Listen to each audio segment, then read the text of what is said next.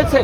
এর আগে আমরা দেখেছিলাম জিএম কাদের বলেছিল, যদি আওয়ামী লীগের কেউ জাতীয় পার্টির সমাবেশে আসে আমাদের করার কিছু নাই। রাশেদ খান বলেন, আমাদের স্পষ্ট কথা, আগামী 16ই ডিসেম্বর আওয়ামী লীগ ও জাতীয় পার্টি স্মৃতিসৌধে যেতে পারবে না। তাদের সুযোগ দিলে তারা ধীরে ধীরে ফিরে আসবে। এখনই তাদের টুটি চেপে ধরতে হবে। গণহত্যার বিচারের আগে কোনো সাংগঠনিক কার্যক্রম তারা করতে পারবে না। আর আওয়ামী লীগ ও জাতীয় পার্টিকে কেন এখনো নিষিদ্ধ করা হচ্ছে না? এই দেশকে তারা ধ্বংস করেছে।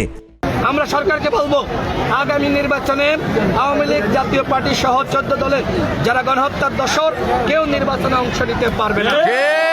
অবশ্যই আওয়ামী লীগ জাতীয় পার্টি সহ যারা বাংলাদেশের গণতন্ত্র ধ্বংস করেছে তাদেরকে আইন করে নিষিদ্ধ করতে হবে।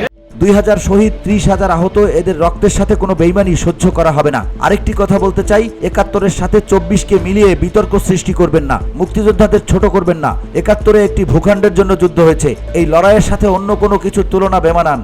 একাত্তরের শহীদেরা বিওডি বাংলা নিউজ ডেস্ক।